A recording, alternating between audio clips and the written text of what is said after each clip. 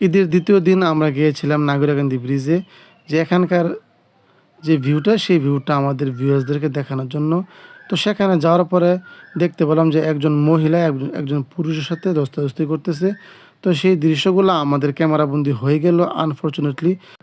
কৌতূহল নিয়ে জানতে চাইলাম যে একটা পাবলিক প্লেসে একটা মহিলাকে একজন পুরুষ হাত তুলতেছে আসলে কোন কারণে? তখন আশেপাশে যারা ছিল তাদের কাছ থেকে আমরা জানতে পারি যে তারই ছোট বোন বাসা থেকে না বলে এখানে চলে আসছে বয়ফ্রেন্ডের সাথে। তখন তার বড় ভাইয়ের সামনে পড়ে যায়, বড় ভাই তাকে টেনে হিঁচড়ে এখান থেকে নিয়ে যায়। আসলে এটা ছিল মূল ঘটনা, তাদের পারিবারিক বিষয়।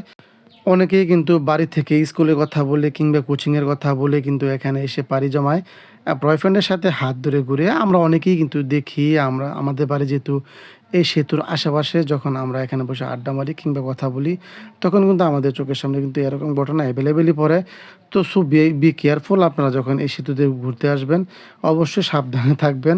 কারণ আনফরচুনেটলি আপনাদের সামনে যখন আপনাদের পরিবার সদস্যরা পড়ে যাবে, যদি এরকম আপনার পরিবার সদস্যরা হয়, তখন কিন্তু আপনার মান সম্মান দুটোটাই কিন্তু যাবে।